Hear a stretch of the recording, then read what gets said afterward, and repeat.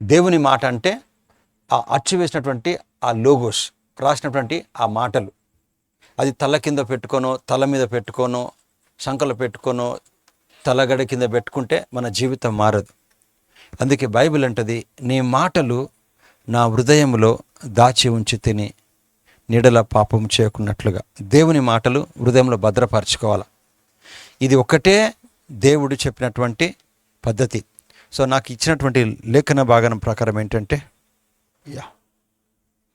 So మనం తొందర వాక్యంలోకి వెళ్ళిపోదాం. మొదటి కొరింథీయులకు రాసిన పత్రిక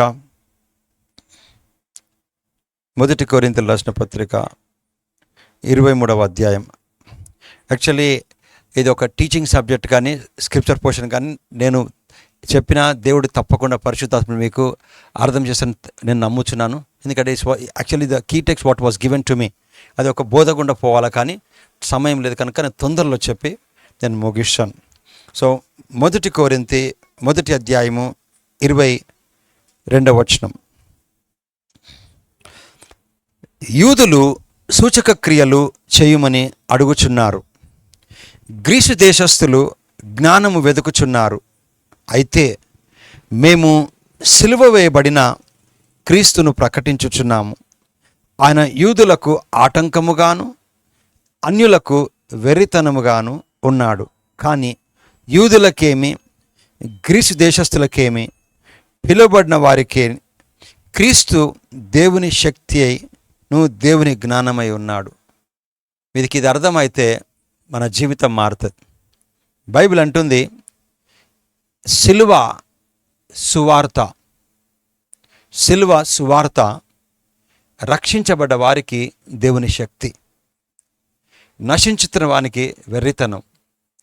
అయితే పౌలు ఏమంటాడు, పౌలు భక్తుడు ఏమంటాడంటే 23వ వచనంలో, మేము సిలువ వేయబడిన క్రీస్తుని ప్రకటించుచున్నాం. We preach Christ crucified. ఏం చెప్తున్నాడంటే దేని కొరకు నేను ఆసక్తి కలిగి లేను, ఒక్కటే ఒక దాన్ని. 2వ అధ్యాయం 2వ వచనం చూసి మనం సబ్జెక్ట్లోకి వెళ్దాం. 2వ అధ్యాయం 2వ వచనం.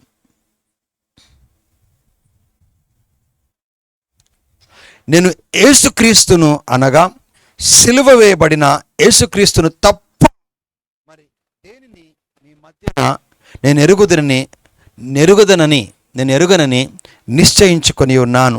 అంటే సిలువ వే అంటే ఈ వాజ్ ఎంఫసైజింగ్ ఆన్ క్రాస్, సిలువ వేయబడ్డట్టు యేసు ప్రభు కోసం. సో యూదులకు సూచక్రియ. మీకు కొంచెం హిస్టరీ చెప్పిన తర్వాత నేను వాక్యంకి వెళ్తాను. ఇజ్రాయెల్ పరిపాలించే రోజుల్లో రోమా సామ్రాజ్యము ఇజ్రాయెల్ని పరిపాలించేది. యేసుక్రీస్తు దేవుడు సృష్టికర్త ఈ లోకంలోకి తాను మానవునిగా యేసు అనే నామం ధరించి లోకంలో పరిశుద్ధాత్మ ద్వారా జన్మింపబడి ఈ లోకంలోకి వచ్చినాడు. అయితే రోమా సామ్రాజ్యము అప్పుడు పరిపాలిస్తున్నప్పుడు ఆ సామ్రాజ్యంలో యూదులు ఉండేవాళ్ళు ఇజ్రాయెల్లో. ఆ యూదులకి వాళ్ళకి కావాల్సింది ఏంటంటే సూచక క్రియ. ఎందుకంటే పాత నిబంధన అంటే తోరా ఏం చెప్పబడిందంటే దేవుడి లోకంలోకి మెస్సయ్య అంటే ఒక శక్తివంతుడైన మెస్సయ్య అంటే మెస్సయ్యగా వస్తాడు ఈ లోకంలో తన జనులకి వాళ్ళని విడుదల చేసి వాళ్ళకి రాజ్యం ఇస్తారని చెప్పి వాళ్ళు నమ్ముతారు. సో ఈ లోకంలోకి వస్తారని ఎన్నో ప్రవక్తల ద్వారా ఎన్నో పత్రికల ద్వారా చెప్పబడి ఉంది. సో అనేకులు ప్రవక్తలు ప్రవచించినారు ఏంటంటే ఈ లోకంలోకి దేవుడు అభిషక్తుడుగా మానవునిగా ఈ లోకంలో అభిషేకంతో ఈ లోకంలోకి వస్తారని చెప్పబడింది. కనుక వాళ్ళు ఆ రాజు కోసం వేచి ఉన్నారు. మా రాజు మెస్సయ్య ఈ లోకంలోకి వస్తాడు అనుకున్నారు. కానీ వాళ్ళు చూసే లోపల అతను వచ్చి ఈ లోకంలో ఒక పశువుల పాకలో జన్మించి తాను సామాన్యునిగా పెరిగి అతను 33.5 సంవత్సరాలకు అతను సిలువలో చనిపోయాడు. అయితే వాళ్ళకు ఒక రాజుగా వస్తారు అనుకున్నారు, కానీ వాళ్ళకి అర్థం కాలే ఆ రాజు ఈ లోకంను జయించని కోసం తెలియదు. అందుకే బైబిల్ అంటుంది సిలువ సువార్త వాళ్ళకు వెర్రితనంగా ఉండే, వాళ్ళకు ఒక ఆటంకంగా ఉండే. ఎవరికి? యూదులకు మా రాజు గొప్ప రాజుగా వస్తాడు, మమ్మల్ని ఆ రోమా సామ్రాజ్యం బానిసత్వకలు విడుదల చేసి మా దేశమును మా రాజ్యమును మాకు స్వతంత్రం దయచేస్తారు అనుకున్నారు. కానీ అట్లా జరగలేదు. సో వాళ్ళు ఏమనుకున్నారు, వచ్చిన తర్వాత మా రాజు వస్తాడు, దేవుడు చెప్పిన ప్రకారం దేవుడి లోకంకి మస్సాయిగా వస్తాడు, వచ్చిన తర్వాత మా దేశమును స్వతంత్రం ఇస్తాడు మాకు యూదులకు ఎవరి నుంచి రోమన్ నుంచి అని అనుకున్నాడు. కానీ జరగలేదు. కనుక వాళ్ళు ఎప్పుడూ ఒక సూచక్రియ చూసేవాళ్ళు, ఇట్లా ఉండాలి అట్లా ఉండాలి. కానీ సిలువ చూస్తే అతను సిలువలో చనిపోవడం చూసినారు. అందుకే సిలువ సువార్త వాళ్ళకి వాళ్ళకి ఆటంకం. ఎవరికి? యూదులకు ఆటంకం. ఎందుకంటే మా రాజుగా వచ్చి రాజు లేదు, అందుకే ది రిజెక్టెడ్ హిమ్. నేను దేవుని కుమారులు తృణీకరించాను. కానీ ఈ గ్రీకులు అంటేమో అన్యులు. ఆ రోజులో అలెగ్జాండర్ గ్రేట్ అనేటువంటి ఆ చక్రవర్తి పరిపాలించిన కనుక ప్రపంచమంతా కూడా గ్రీక్ సామ్రాజ్యంతో ఆ గ్రీకు భాష మొత్తము స్థాపించబడింది. కనుక గ్రీకులు అంటే అక్కడ వాక్య ప్రకారం అన్యులు, యూదులు అంతే. అక్కడ అన్యులకి ఏంటంటే గ్రీకులకి వాళ్ళకి ఏది వెర్రితనం? సిలువ సువార్త. అంటే యేసుక్రీస్తు ప్రభు సిలువలో చనిపోయినటువంటి శుభవార్త. అది సిలువ మరణము అన్యులకి వెర్రితనం. ఎందుకు వెర్రితనం అంటే ఎప్పుడు ఈ రోమియోలు అన్యులు కూడా వాళ్ళు ఏం చేసేవాళ్ళంటే వాళ్ళు ప్రతిసారి జ్ఞానమును, అపోస్తల కార్యాలు 17:21 ప్రకారం వాళ్ళు ఎప్పుడు జ్ఞానమును ధ్యానించేవాళ్ళు. ఎప్పుడు జ్ఞానం వినేవాళ్ళు, కొత్తవి వినేవాళ్ళు, కొత్తవి మాట్లాడేవాళ్ళు. ఎప్పుడు జ్ఞానం అని ఈ లోక జ్ఞానంతో పోయేవాళ్ళు. కానీ మీకు తెలుసు ఒక బ్యూటిఫుల్ మాట ఉంటుంది. 1 కొరింథీ 1:21 అది మిలియన్ అర్థం కావాలి. అది ప్రపంచంకి అర్థం కాలే, కానీ మనకైతే అర్థమైంది, తెలుసుకోవాలి. 1 కొరింథీ 1:21 చూడు. దేవుని జ్ఞానానుసారముగా అంటే దేవుని జ్ఞానం ప్రకారం, దేవుడికి ఒక జ్ఞానం ఉంది అంటే మానవుని జ్ఞానం ఉంది. దేవుని జ్ఞానానుసారముగా లోకము తన జ్ఞానము చేత దేవుని ఎరగదు. మీకు తెలుసా? మన చదువు, మన డబ్బు, మన హోదా, మన మంచితనము, మన ప్రవర్తన, మన ఆస్తులు, అంతస్తులు, మన ఎంత తెలివితో కూడా మనం రక్షించబడలేం. దేవుడు అట్లా సృష్టించండి. దేవుని జ్ఞానము వలన లోకము తన సొంత జ్ఞానంతో దేవుని ఎరగదు. దేవుని ఎరగాలంటే డబ్బు, ఐశ్వర్యం, సంపద, హోదా, చదువు ఏది కూడా నడవదు. ఎందుకంటే దేవుడు ఆత్మ కనుక తన్ను ఆత్మతోనే తెలుసుకోవాలి. ఆత్మ అంటే వాక్యంతోనే. అందుకే దేవుడు తన జ్ఞానానుసారముగా లోకము తన జ్ఞానము చేత దేవుని ఎరగకుండును. అంటే ఎంత జ్ఞానవంతులైనా కానీ నువ్వు ప్రపంచ రీతిగా నువ్వు ఎంఎస్ చదువు, ఫారెన్ పో, నువ్వు ఏమైనా చెయ్యి, నువ్వు ఎంత పెద్ద లీడర్ ఉండు, నీకు దేవుడు అర్థం కావాలంటే దేవుడు అట్లా డిజైన్ చేసినాడు అతని జ్ఞానంతోనే. సో నేను దాన ధర్మం చేస్తే నేను పరలోకం పోతా. పోవు. నేను మంచి పనులు చేస్తా. పోవు. నువ్వు ఎంత మంచి పనులు చేసి, ఎన్ని ధర్మకార్యాలు చేసి, ఎంత పవిత్రంగా బ్రతికడానికి ప్రయత్నించి కూడా ఏమి చెడు చేయకుండా ఉంటే కూడా దేవుడి జ్ఞానంలో అది వెరితనం. అందుకోసం ఒక్కడు నీతిమంతుడు లేడు, ఒక్కడు లేడు. అందరము పాపము చేసి దేవుడు అనుగ్రహించి కృపావరం పొందలేక ఈ లోకంలో మరణించి మన ఆత్మ నరకంకి వెళ్ళిపోతుంది. మానవుడు అట్లా సృష్టించబడ్డాడు. కానీ అందరూ అనుకుంటారు పాపం అంటే ఏమనుకుంటారు? పాపం అంటే దేవుడు రక్షణ ఎట్లా కలిగించినంటే మానవుని జ్ఞానంతోని, మానవుని డబ్బుతోని, మానవుని హోదాతోని, మంచితనంతో కాదు, శుభవార్తతోని. ప్లీజ్ ఇది ఒకటి అర్థమైతే మీ జీవితం మారుతుంది. నిజంగా చెప్పాలా, మనం కష్టపడొద్దు. అసలు కష్టపడి బ్రతకొద్దు, జ్ఞానంతో బ్రతకాలి. కష్టపడి మనకు కష్టపడి బ్రతకాలం కాదు, జ్ఞానంతో బ్రతకాల. తలంపు ఏదైనా తోటలో దేవుడు సృజించాడు, అన్ని సృజించి తర్వాత ఆదాము సృజించింది. మనం ఒక ఇంటికి భోజనానికి వెళ్ళామనుకో, మనం వెళ్ళాక అన్ని పనులు సపోజ్ మేమే వచ్చినాం, మా అప్పతో ఆ పనులు చేయించారా, వండిపించారా? మీరు వండిపించినారా? రాగానే మీరు అన్నం వండండి అని చెప్పలే. సో అన్ని మాకు ప్రిపేర్ చేసినారు. అట్లాగే దేవుడు తన పిల్లల పట్ల సృష్టిపడ అన్ని సమస్తం సమకూర్చి దాన్ని అనుభవించమన్నాడు. కానీ మొదటి ఆదాము అవిధేయత వలన మనం ఆ పడిపోయిన తత్వం మనలో ఉంది కనుక అందుకే శ్రమించబడి, కానీ కడపటి ఆదాము వచ్చి గెలుచుకుని కృపను దయచేసి మనకి. కృప అంటే తెలుసా, నీకు వాక్యం అర్థం కావాలా. ఏంటంటే ఫస్ట్ ఈ లోకంలో దీవించబడాలంటే కష్టం కాదు, నీకు అర్థం కావాలా. శుభవార్త. అందుకోసం దేవుడు ఎన్ని మంచి పనులు చేసినా పరలోకం పోలేడు ఎవడు. చూడు, అందరిని అడగండి మీరు. ప్రతి ఒక్క విశ్వాసం, ఒక్కొక్కరిది ఒక్కొక్క విశ్వాసం ఉంటుంది. ఇట్లా మంచి పనులు చేయాలా, ఇది పోవాలా, చీమకు చక్కెర వేయాలి, పౌరులకు విధేయాలి, చెడు మాటలు మాట్లాడదు, ముక్కుకు బట్ట కట్టుకోవాలా, సూక్ష్మజీవులు చంపొద్దు, చెడు మాటలు మాట్లాడదు, ధర్మం చేయాలని ఒక్కొక్కడు వాళ్ళ సొంత ఫిలాసఫీతోని దేవుణ్ణి పోవాలనుకుంటాడు. అది జరగదు. అదే చెప్తాడు పౌలు. ఏమంటుండంటే చూడు, దేవుని జ్ఞానానుసారముగా అంటే దేవుని జ్ఞానం ప్రకారం లోకం అంటే ప్రపంచంలో వారు తన జ్ఞానము చేత దేవుని ఎరగకుండినందున దేవుని తెలుసుకోలేరు. ఎవరు తెలుసుకున్నందుకు సువార్త ప్రకటన అను వెర్రితనము చేత నమ్మువారిని రక్షించటకు దేవుని దయాపూర్వక సంకల్పమాయను. అంటే దేవుడు శుభవార్తని నమ్మితే వాళ్ళకి రక్షణ దయచేస్తాడు. ఏంటి ఆ శుభవార్త అంటే ఒకటే గుర్తుపెట్టుకోండి, సిలువ వేసినప్పుడు రోమన్స్ చూసి ఏమనుకో, అన్యులు చూసామనుకో, ఈయన కాపాడనీకి వచ్చిందంట. కాపాడనీకి వస్తే బట్టలు కూడా తీసేసి సిలువ మీద వెళ్ళాడుతున్నాడు.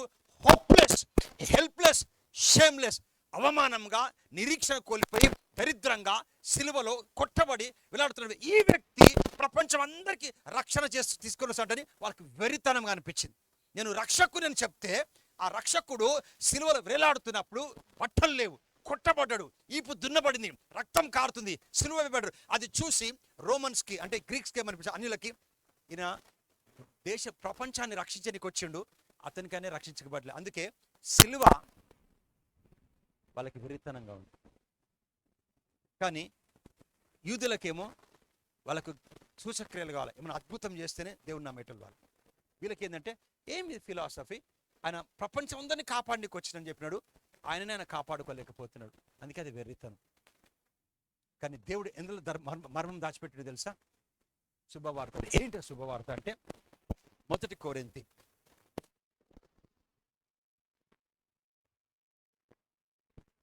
1 కొరింథీ 1వ అధ్యాయం 18వ వచనం. 1 కొరింథీ 15వ అధ్యాయం మొదటి 3 వచనాలు. మరియు సహోదరులారా, నేను మీకు ప్రకటించిన సువార్త మీకు తెలియపరచుచున్నాను, మీరు దాన్ని అంగీకరించి తిరిగి దాని అందే నిలిచి ఉన్నారు. మీ విశ్వాసము వ్యర్థమైతే గాని నేను ఏ ఉపదేశ రూపముగా సువార్త మీకు ప్రకటించి తినో ఆ ఉపదేశము మీరు గట్టిగా పట్టుకొని ఉండిన ఎడల ఆ సువార్త వలన మీరు రక్షణ పొందిరని ఉన్నాను. 3rd verse. నాకు ఇవ్వబడిన ఉపదేశమును మొదట మీకు అప్పగించి తిని, అది ఏమనగా, ఇది సువార్త ఏంటంటే లేఖనము ప్రకారము. దేని ప్రకారం? లేఖనము ప్రకారము యేసు మన నిమిత్తము మృతి పొందెను. దేవుడు ఈ లోకంలో మానవుని కాపాడడానికి ఒక పద్ధతి పెట్టినాడు. మానవుడు తన మంచితనంతో పరలోకం పోడు, తన గొప్పతనంతో పరలోకం పోడు, తన యొక్క దానధర్మంతో పరలోకం పోడు. మానవుడు ఏది చేసినా పరలోకం పోడు. ఎందుకో తెలుసా? మనం అంటాం పాపం అంటే దొంగతనం, త్రాగడం, వ్యభిచారం అని పాపం అంటాం. అది కాదు, దానికోసం నరకం పోం మనం. బైబిల్ ప్రకారము తప్పు చదువుతారు. లోక పాపములు మోసుకపోయిందా? లోక పాపం మోసుకపోయిందా? లోక పాపములు మోసిండా గొర్రెపిల్ల? లోక పాపమా? ఏకవచనమా బహువచనమా? ఏకవచనం బహువచనమా? యాక్చువల్ అక్కడ చెప్పు. లోక పాపములు మోసుకొని పోయిన గొర్రెపిల్లన లోక పాపమును మోసుకపోయిండా? నేను అనుకుంటా మీ ముప్పారమ్మలకు తెలుగు వచ్చి అనుకుంటా. ఓకే, లోక పాపములు మోసుకొని పోయిన దేవుని గొర్రెపిల్ల పాపములు మోసిండా? పాపం మోసిండా? ఒకటే ఒక పాపములు మోయలే భూమి మీద, ఒక్కటే పాపం. ఎందుకంటే ఏదైనా తోటలో వ్యభిచారం జరగలే, దొంగతనం జరగలే, త్రాగుడు జరగలే, ఏదైనా తోటలో అవిధేయత. ఒకటే ఒక ఆదాం పాపం వల్ల మానవులందరికి మీదకి పాపంలో మరణం వచ్చింది. మనం పాపం ఏం చేయలే, పాపంలో జన్మించడం. ఎందుకంటే మొదటి ఆదాం, ఆయన పాపం ఏం పాపం అంటే దేవుడు చెప్పిన దానికి అవిధేయుడైన కనుక ఆ పాపం వలన అందరి మానవుల జీవితంలో, నువ్వు మానవుడు అయితే ఎక్కడన్నా నీ జీవితంలో నువ్వు పాపంలో జన్మించినావు కనుక పాపము వలన వచ్చు జీతము మరణం, అంటే నిత్య నరకం. కనుక ఈ లోకంలోకి వచ్చి దేవుడు మానవునికి వచ్చి ఆ లోకం పాపముని అంటే ఆదాం పాపముని ఆయన మోసుకు. అందుకే పాపములు కదా, పాపము, లోక పాపము, ఆ పాపము మీద లోకం అందరికి సంక్రమించింది కనుక మరణం వచ్చింది. అది మోసుకుని వెళ్ళిపోతే బైబిల్ ఏమంటుందంటే లేఖనము ప్రకారము యేసు మన పాపముల కొరకు తాను రక్తము కార్చి మన కొరకు తను మరణించి, లేఖనం ప్రకారము అతను సమాధి చేయబడి లేఖనం ప్రకారం 3వ దినమున తిరిగి లేచాడు. ఇది శుభవార్త. చాలా మందికి తెలియక శుభవార్తకు సరిగ్గా చెప్పరు. ఏమని తెలుసా? పాపం ఒప్పుకుంటే రక్షణ వస్తుంటారు. పాపం ఒప్పుకుంటే రక్షణ బైబిల్ ఎక్కడ చెప్పలే. అందుకోసమే చాలా మందికి అర్థం కాదు. అక్కడ గ్రీక్ అన్యులకు అర్థం కాదు, ఇక్కడ అనుకున్నటువంటి విశ్వాసాలకు అర్థం కాదు. బైబిల్ ప్రకారం పాపం ఒప్పుకుంటే మనం రక్షించబడం. యేసుకు శుభవార్త లేఖనము ప్రకారం యేసు నా పాపముల కొరకు రక్తము కార్చండు, నా కొరకు చనిపోయిండు, నా కొరకు సమాధి చేయబడి నా కొరకు తిరిగి లేచని. ఇది సిలువ శుభవార్త. ఈ సిలువ శుభవార్త దేవుని శక్తి. నువ్వు ఎంత మంచి పనులు చేసినా రక్షణకు రాదు. కానీ యేసు దేవుడు మానవునిగా ఈ లోకంలోకి వచ్చి నా కొరకు చనిపోయాడు, నా కొరకు పాతి పెట్టబడ్డాడు, నా కొరకు ఈ శుభవార్తను విని నమ్మి చెప్తే నీ ఆత్మ ఆటోమేటిక్గా రక్షించబడుతుంది. ఇది ఆ యూదులకి ఆటంకంగా ఉండే, ఆ గ్రీకులకి పిచ్చితనంగా ఉండే. ఈయన కాపాడడం ఏందని. అందుకే బైబిల్ అంటుంది చూడు, ఏమంటుంది? నాకు ఇవ్వబడిన ఉపదేశం మొదట మీకు అప్పగించి తిని, అదేమనగా లేఖనం ప్రకారం క్రీస్తు మన పాపముల నిమిత్తం మృతి పొంది సమాధి చేయబడిన, లేఖనముల ప్రకారము 3వ దినము లేపబడిను. గో టు ఫస్ట్ మొదటి కొరింథీ 1వ అధ్యాయం 18వ వచనం. సిలువను గూర్చిన వార్త ఏంటి? ఆ సిలువను గూర్చిన వార్త, సిలువను గూర్చిన వార్త ఏంటంటే దేవుడు మానవునిగా వచ్చినాడు, సిలువలో తన రక్తము కార్చి మన పాపాల కొరకు, సిలువలో మన కొరకు చనిపోయి, సిలువలో మన కొరకు మరణించి పాతి పెట్టబడి తిరిగి లేచిండు. ఇది సిలువ శుభవార్త. ఈ ఒక్క శుభవార్తని నువ్వు విని నమ్మితే నీ ఆత్మకు రక్షణ వస్తుంది. దేవుడు ఇందులోనే మానవుడైన వాడు విని రక్షించేలాగా డిజైన్ చేసిండు. అందుకే లోకము దాని జ్ఞానముతో దేవుని ఎరగలేదు. దాని జ్ఞానం అంటే మంచి పనులు చేయాలా, మంచిగా ఉండాలా, దాన ధర్మం చేయాలా, గొప్ప పనులు చేయాలా అని ఆ జ్ఞానములో రక్షణ లేదు. ఏ జ్ఞానం అంటే దేవుడు ఒక డిజైన్ చేసిండు. దేవుడు ఈ లోకంలోకి రావాలి, మానవునిగా ఈ లోకంలో చనిపోవాలా. అందుకోసం ఏముంటుందంటే బైబిల్ ఏముంటుంది? సిలువ శుభవార్త. సిలువ శుభవార్త, సిలువను గురించిన వార్త నశించుచున్న వారికి వెర్రితనం. మనం చెప్తాము యేసుప్రభు నమ్ముకొని నరకం పోతామంటే పిచ్చి లేచింది అంటారు మనకి. ఎందుకంటే సిలువ శుభవార్త. దేవుడు నువ్వు గొప్ప వాళ్ళు పరలోకం పోతారు, డబ్బులు ఇస్తే పరలోకం పోతారు, మంచివారు పని చెప్పలే. నా కొడుకు సిలువలో చేసింది మీరు విని నమ్మితే మీరు రక్షణ దేవుడు అందులో డిజైన్ చేసినాడు. సో పీపుల్ డింట్, అందుకే వాళ్ళకి వెరితనం ఉంటుంది. కానీ నమ్మిన వారికి మనకు దేవుని అది దేవుని శక్తి, మనకు దేవుని శక్తి. ఆ శుభవార్త వింటే మన ఆత్మ రక్షించబడుతుంది. ఎట్లా అని చెప్పి క్లోజ్ చేస్తాను. ఈస్టర్న్ ఆఫ్రికా అని ఒక దేశం ఉంది. ఈస్టర్న్ ఆఫ్రికా అందులో ఒక దేశం ఉంది, సూడాన్ అని. ఈస్టర్న్ ఆఫ్రికాలో ఒక దేశం పేరు సూడాన్. ఇప్పుడు ఏషియాలో ఎట్లయితే ఇండియా అని ఒక దేశం ఉందో, భారతదేశం, అట్లాగే ఈస్టర్న్ ఆఫ్రికాలో ఒక దేశం ఉందని పేరు సూడాన్. సూడాన్ అనే దేశంలో కరువు సంభవించి అందరు చనిపోతున్నారు. గంటకి ఒక కాంది అనేటువంటి ఒక తెగు, ఆ తెగ జాతి వాళ్ళు, ఇప్పుడు కొండ జాతి అట్లా తెగు అని కాంది అనే తెగు జాతి వాళ్ళు చనిపోతున్నారు వాళ్ళు. అయితే గంటకి 20 మంది తిండి లేక అస్థి పంజరంలాగా చనిపోతున్న సమయంలో సౌత్ ఆఫ్రికా నుంచి ఒక కెమెరామెన్, ఒక జర్నలిస్టు, అతను ఆ న్యూస్ రిపోర్టర్ అక్కడికి వస్తాడు. ఎక్కడికి? సూడాన్కి వచ్చి ఆ ప్రాంతం చూసినప్పుడు అక్కడ అందరూ చనిపోయి అస్థి పంజరంలాగా అయిపోతుంటారు. అయితే అమెరికన్స్ ఆ రోజుల్లో దూరంలో ఒక ఫుడ్ కోర్ట్ని, అంటే ఆహారం దొరికే, వసతులు దొరికే ఫుడ్ కోర్ట్ని అక్కడ వాళ్ళు నెలకొల్పుతారు. అయితే ఆయన వచ్చి ఆ డాక్యుమెంటరీ చేద్దామని వచ్చినప్పుడు ఒక చిన్న పిల్లోడు ఆహారం లేక చనిపోతూ అస్థిపంజలైపోయి దిగంబరంగా ఎముకలతో ఉండి అక్కడి నుంచి తినడానికి దొరుకుతుందేమని ఆ యొక్క ఫుడ్ కోర్ట్కి తాను పాక్కుంటూ వెళ్తున్నప్పుడు అతను బ్రతకాలని ఆహారం కోసం అతను వెళ్తుంటే అతని వెనకాల పక్కన ఒక రాబందు, అంటే వల్చర్, మీరేమంటారు రాబందుని ఇక్కడ. అయితే ఒక రాబందు పెద్దది, అది తను తిందామని వస్తుంది. ఇది నిజంగా జరిగింది 1993లో. అప్పుడు కెవిన్ కార్టర్ అని ఈ ఫోటోగ్రాఫర్, ఈ జర్నలిస్ట్ వచ్చి ఆ చిత్రం చూసినప్పుడు ఎంతో విచిత్రంగా ఉంటుంది. ఈ చిన్న పిల్లోడు ఆహారం కోసము ఆ ఫుడ్ కోర్ట్కి ప్రయాణం చేస్తున్నప్పుడు ఆ ప్రయాణంలో పాక్కుంటూ పోతుంటే ఆ పిల్లను తిందామని ఆ రాబందు వస్తుంది.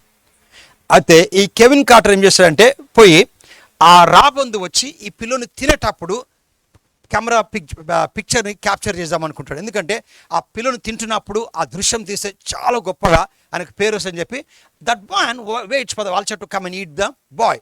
అది తినేటప్పుడు తీద్దామంటే అది ఈయనందుకు తిన్నది ఆ పిల్లోని. ఈయననేమో అది తింటే ఫోటో తీద్దామనుకుంటాడు.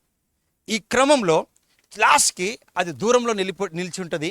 ఆ పిల్లడు పాక్కుంటూ పోతుంటాడు. ఈయన ఆ పిక్చర్ తీసేసి అది 1993లో మార్చ్ 26న 1993లో న్యూయార్క్ టైమ్స్ అనే పేపర్, క్రానికల్ ఎట్లా ఉంటుంది అక్కడ న్యూయార్క్ టైమ్స్ అనే పేపర్లో గొప్పగా ప్రచురించబడ్డది. ప్రపంచం అంతా కదిలిపోయినారు. ఒక దిక్కు రాబందువు అది తిందామనుంటే ఈ పిల్లోడు, చిన్న పిల్లోడు బ్రతుకుదామని దిగంబరంగా ఉండి ఆ ఎముకలతో అతను పాక్కుంటూ ఆ ఆహారంతో తన ఫుడ్ కోర్ట్కి పాక్కుంటూ పోతుంటాడు. పక్కనేమో లెన్స్ సెట్ చేస్తుంటాడు ఇతను. అటువంటి పిక్చర్ ఇప్పటికి ఉంటుంది యూట్యూబ్లో. ఆ పిల్లోని ఆ పిక్చర్ అందులో వస్తుంది న్యూయార్క్ టైమ్స్లో. వచ్చిన తర్వాత అప్పుడు అందరూ కాల్ చేసి పొద్దున అడుగుతారు కెవిన్ కార్టర్ని, కెవిన్ ప్రపంచం కదిలిపోయింది ఆ చిన్న పిల్లోడు కోసం. ఏమైంది ఆ పిల్లోడు కోసం? మా హృదయాలు కదిలిపోయినాయి. ఆ రాబందు తిందాం అనుకుంటుంది. ఆ పిల్లోడు మా ఆకలి కోసము ఆహారం కోసం ముందుకు పోతున్నాడు. ఏం జరిగింది అంటే, నువ్వు చివరికి ఆ పిల్లోడిని కాపాడినవా లేదా అంటే, అప్పుడు కెవిన్ అంటాడు అనమాట, అక్కడ ఈస్టర్న్ ఆఫ్రికాలో ఆ దేశం సూదాన్ అనే దేశంలో ఈ కాంది అనే తెగల్ని వెలివేసారు, ఊరు నుంచి బయటకు వెలివేసారు. ప్రభుత్వం చాలా స్ట్రిక్ట్గా ఏం చెప్పినారంటే, ఎవరైనా కానీ ఈ కాంది దేశ ఒక తెగవారికి ఏమైనా సహాయం చేస్తే వాళ్ళకి మరణశిక్ష ఇస్తామని చెప్పినారు. కనుక అందును బట్టి నేను ఆ టైంలో ఉట్టి ఫోటో తీసుకొని బయటపడ్డాను. ఆ పిల్లోని కాపాడలే అంటారు. ఆవిడ ప్రపంచమంతా దుమ్మెత్తి పోసేమని రాశారు తెలుసా. అక్కడ మేము అనుకున్నది చిత్రంలో ఒకటే ఒక రాబందు ఉందనుకో తినేది, కానీ అక్కడ ఇద్దరు, ఒకటి అది, రెండోది నువ్వు. సో నీ వలన ఆ పసిపిల్లోడు చచ్చిపోయినాడు. నువ్వు అక్కడ లా అని చెప్పి వీళ్ళని చెప్పి ప్రభుత్వం చెప్పేసి వాళ్ళ నియమాలు చెప్పి ఒక పసి ప్రాణులను వదిలిపెడుతున్నాడు. నీకు జ్ఞానం లేదని people had shouted at him. They said they were not one vulture but two vultures. So that waited. It was you caused for the death of the little child. ఆ పసిపిల్లోడు చనిపోనికి కారణం నువ్వు అని చెప్పి ప్రపంచమంతా దుమ్మెత్తి పోసినారు. సంవత్సరం పాటు ఆ పిక్చర్కి పులిట్జర్ అంటే గొప్ప బహుమానం వచ్చింది. ఇక్కడ మనకు ఆస్కార్ లాగా ఎట్లుంటుంది ప్రపంచంలో, పులిట్జర్ అనే గొప్ప బహుమానం వచ్చింది ఆ పిక్చర్కి. ప్రపంచం కదిలిపోయింది. అయితే సంవత్సరం అంతా ఆ మాటలు విని ప్రతి ఇంటికి పోయేటాడు. ఎవరు? Kevin Carter. పోయిలే నేను ఆ పిల్లని కాపాడదుండే అని ఇంటికి పోయి నిద్ర పట్టకపోయింది. ఆయన అట్లాగే డిప్రెషన్లోకి వెళ్ళిపోయాడు. బంధువుల దగ్గరికి, మిత్రుల దగ్గరికి, స్నేహితుల దగ్గరికి, సంఘాలకు, అందరి దగ్గరికి వెళ్ళి I could have save that boy, ఆ పిల్లోని నేను కాపాడదుండే అని ఆ పిల్లోడు కారణం నేనే మరణానికి. I was a cause for the death చెప్పి 1994 జూలై 26 రోజు కెవిన్ కార్టర్ ఉరేసుకున్నాడు, చచ్చిపోయాడు. ఎందుకో తెలుసా? కాపాడలేదు కనుక. కాపాడంటే అతని ప్రాణం పోయేదేమో, బహుశా బతికేదో పోయేది తెలియదు. 2000 సంవత్సరాల కింద మానవులమందరం కూడా ఒక్క వ్యక్తి చేసిన పాపం వలన ఏదైనా తోటలో మరణం సంక్రమించింది. మనమందరము పాపం చేయలేదు, పాపంలో జన్మించినాం. ఆ పాపం మన మీదకి వచ్చింది కనుక ఆ పాపం వల్ల వచ్చే జీతం మరణం. మీరు నమ్మండి సహోదరుల, ఇది కథ కాదు. మన వెనకాల మన భర్త, మన భార్య, మన పిల్లలు ఎవ్వరి లోకంలో రారు. మనం ఈ లోకంలో రావడం ఒకటి, వెళ్ళిపోవడం ఏంటో తెలుసా? బైబిల్ ప్రకారం 2 నిజమైన స్థలాలున్నాయి. ఒకటి నిత్య నరకము, ఒకటి నిత్య పరలోకము, నిత్య నరకం. ఈ 2 స్థలాలు ఉన్నాయి. నరకానికి చెడ్డవాళ్ళు పోరు, పరలోకానికి మంచి వాళ్ళు పోరు. నరకానికి పోయేవాళ్ళు ఎవరు తెలుసా? అవగాహన లేనివారు. ఏంటంటే చాలామంది ఆ యూదులు ఏమనుకున్నారు, ఈయన మా మహారాజు రారాజు వస్తారనుకున్నాం, కానీ ఈయన వచ్చి నేను దేవుని కుమారుని రాజునని చెప్పిండు. మా రాజు ఇట్లా రాడు, మమ్మల్ని కాపాడి మాకు ఇజ్రాయల్ని మాకు వశపరిచే రాజు ఇట్లా ఉండడు అని అది వాళ్ళకి ఆటంకమైంది. ఏది? సిల్వ. కానీ ఆ గ్రీకు దేశస్తులకు అన్యులకు ఏమైందంటే, ఈయన గొప్ప మాటలు చెప్తున్నారు, కానీ వాళ్ళు ఏంటంటే ఎప్పుడు జ్ఞానమును కోరుకునే వాళ్ళు. Wait for some time closing. So జ్ఞానమును కోరుకునే వాళ్ళు. జ్ఞానం అంటే ఏంటి తెలుసా? వాళ్ళ జీవితంలో ఒక దేవుడు మానవునికి వస్తాడంట, వచ్చి ప్రపంచం అందరినీ రక్షిస్తారంట.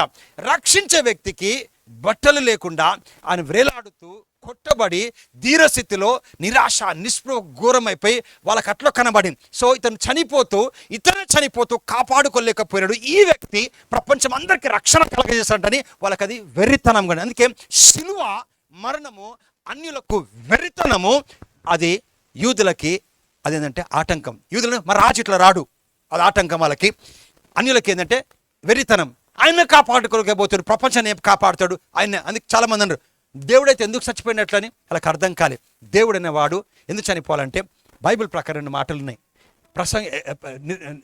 ఎక్లీషియాస్టి ఎజెకియల్ గ్రంథము తీయకడి 18:21 మానవుడు అనేవాడు పుడితే ఒక్కసారి చనిపోవాలా. It is ordained, appointed for man to die once. నువ్వు మానవుడు అయితే ఒకసారి చనిపోవాలా. చనిపోతే నరకం వెళ్ళిపోవాలా. నువ్వు మానవుడు అయితే ఒక్కసారి, it was appointed for man after Adam sin, appointed for man to die once. ఒకసారి చనిపోవాలా, మనం నరకం వెళ్ళిపోవాలి ఒకసారి. కానీ బైబిల్ అంటుంది, ఎబ్రీ 9:27 చదువుతారు ఎవరన్నా? నేను క్లోజ్ చేస్తున్నాను.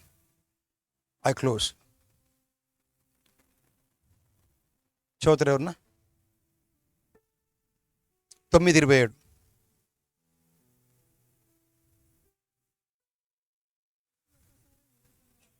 మనుషులు ఒక్కసారే మృతి పొందవలనని అని నియమింపబడిన. మనుషుడు ఒక్కసారే మృతి పొంది అని నియమింపబడి, దాని తర్వాత ఏముంటది? తీర్పు. దాని తర్వాత మానవుడు ఒకసారి చనిపోవాలా అని దేవుడు నిర్ణయించాడు. ఆదం తప్పు తర్వాత తీర్పు. ఎందుకంటే నరకం వల్ల పరలోకం పోవాలను. సో అందుకోసమే మానవుడు ఒక్కసారి చనిపోవాలి, అంటే నరకం పోవాలా. చనిపోవడం అంటే దేవుడు మానవునిగా వచ్చినాడు, నీకోసం చనిపోయినాడు. మీకు తెలుసా లేదా? నీ కోర్టు కేసు ఉందనుకో, నువ్వే కొట్లాడు కోర్టులో. ఎవరు కొట్లాడతారు మీ పక్షమున? కొట్లాడతారు. ఎవరు కొట్లాడతారు? Please stop it. ఎవరు కొట్లాడతారు నీ పక్షమున? I'm coming to close. ఎవరు కొట్లాడతారు? లాయర్. నీ పేరు మీద కొట్లాడతారా? ఆయన పేరు మీద కొట్లాడతాడా? నీ పేరు మీద. సో యేసు ప్రభు తన కొరకు చనిపోలే, నీ కొరకు నీ పాపమును తీసుకున్నాడు, నీ శాపమును తీసుకున్నాడు. తన రక్తంతో నీ పాపాలని క్షమించినాడు. నీ శాపములు తీసుకొని సిలువలో ముళ్ళకిరీటం ధరించాడు. నీ ప్రతి రోగమును తీసుకున్నాడు, వీపు మీద వేసుకున్నాడు. మీకు తెలుసా లేదో, ఒక వ్యక్తి క్యాన్సర్ వస్తే వికృతం కనబడతాడు. భూమి మీద అన్ని క్యాన్సర్లు, అన్ని ఎయిడ్స్, అన్ని తలనొప్పులు అందరివి తీసుకున్న వ్యక్తి మంచిగా ఉంటాడా చెడ్డగా ఉంటాడా? అందుకే అతనికి స్వరూపమైనను సొగసైన లేదు. అందరివి తీసుకున్నాడు. నువ్వు అనారోగ్యంతో ఉండనక్కర్లే ఇంకా, ఎందుకంటే నీకోసం ఆయన వెల చెల్లించినాడు. సో అందరివి తీసుకొని తన శరీరము నీ కొరకు నా కొరకు కొట్టబడింది. తర్వాత అతను మరణించాడు. అక్కడ ఏముంది? మానవుడు ఒక్కసారి మరణించిన తర్వాత అతనికి తీర్పు. సో నువ్వు మరణించి పాతాళంకి పోకుండా నువ్వు పరలోకం పోవడానికి, అందుకే మనము మరణిస్తే మనం నిద్రించామంటాం. మరణించడం చెప్పం, మనం నిద్రించడం లెగుస్తాడు. కనుక మన కోసము మరణించినాడు, పాతాళానికి పోయి జయించినాడు. తర్వాత మనకు తీర్పు ఉండదు, అన్నిలకు తీర్పు ఉంటుంది నమ్మని వానికి. కనుక బైబిల్ అంటది ఎబ్రీ 2:9, ఆయన ప్రతి మానవుని కొరకు వారి మరణమును రుచి చూచిండు. ప్రతి మానవుడు, క్రిస్టియన్స్ కోసం కాదు. యేసు ప్రభు క్రిస్టియన్స్ కోసం రాలే, మానవుల కోసం వచ్చినాడు. ప్రతి మానవుని యొక్క మరణమును రుచి చూచి అందరు మరణం తీసుకొని పాతాళానికి పోయినాడు. అందరి పాపం తీసుకొని ఆయన పాపంగా మార్చబడ్డాడు, మన నీతిమంతునిగా చేసినాడు. బైబిల్ అంటుంది అతను మనకు నిత్య జీవం దయచేసినాడు. కనుక నా సహోదరి సహోదరుల శుభవార్త ఏంటంటే తెలుసా? యేసు ప్రభు చనిపోతే సిలువ పైన సొంత యూదులు అనుకున్నారు, మా రాజు ఇట్లా రాడు, ఇది రాజు కాదు, వాళ్ళకు ఆటంకం ఉండే సిలువ. అన్యులకు ఏముండే తెలుసా? ఈయన ప్రపంచాన్ని కాపాడుతాడంటే ఈయనని కాపాడుకోలేదు, అది వెర్రితనం ఉండే. కానీ అది నమ్మిన వానికి దేవుని శక్తి. నువ్వు సిలువలో దేవుడు చేసింది, నీ పాపాలు తీసుకుని అవును నమ్మాలా, రక్తం ద్వారా. నీ శాపాలు తీసుకుని ముళ్ళకీటం దాని అవును, నా శాపాలు తీసుకుని దేవుని ఇచ్చాడు. నా కొరకు అవును నా కొరకు కొట్టబడి నాకు స్వస్థతను దయచేసినాడు. నా కొరకు చనిపోయి అక్కడ లేడు, పాతాళ సమాధిలో తిరిగి లేచిన కనుక నాకు నిత్య జీవం ఉంది అని సత్యమును గురితెరిగినప్పుడు నీ లోపల, నువ్వు నమ్మినప్పుడు లోపల దేవుని శక్తి పనిచేస్తుంది. దేవుని శక్తి. నాకు 2 సంవత్సరాల క్రింద నేను చిన్న యాక్సిడెంట్, నా చెయ్యి పడిపోయింది, పారలైజ్ అయిపోయింది. మెల్లగా పారలైజ్ వచ్చేసింది. కానీ బైబిల్ ఏమంటుందంటే క్రీస్తును మృతులలో నుండి లేపిన వాడు. ఎవరు లేపినారు? రేవంత్ రెడ్డి లేపిన. ఎవరు లేపిన యేసు ప్రభుని? ఎవరు లేపినారు? రేవంత్ రెడ్డి యేసు ప్రభుని ఎవరు లేపిన మృతుల నుంచి? దేవుని పరిశుద్ధాత్మ. క్రీస్తుని మృతులకు లేపిన పరిశుద్ధాత్ముడు నీలో నివసిస్తున్నాడు కనుక, ఎవరిలో? నీళ్ళు నివసిస్తున్నాడు కనుక అదే పరిశుద్ధాత్ముడు నీలోని మృతతుల్యమైన అవ్యాలకు జీవం కలగ చేస్తాడు. నీ లోపల దేవుని ఆత్మ ఉంది. అందరికన్నా గొప్ప వ్యక్తి ఎవరు తెలుసా? నీ లోపల ఉన్నాడు. క్రీస్తు యేసుని మృతుల నుంచి లేపిన వాని ఆత్మ నీలో నివసించిన ఇలా మృతతుల్యం అవ్యాలకు జీవం కలుగుతుంది. యేసు నామంలో ఈ మృతుల అనారోగ్యం తొలగిపోనుగాక. వెన్ యు సేవ్, లోపల నుంచి ప్రవేశిస్తాడు. నా వెనకాల ఈ మాట చెప్పండి. కళ్ళు మూసుకొని అందరు, ఎవ్రీబడి, ఈ మాయన అందరు మౌనంగా మరో సాచాకాబా లేటమే.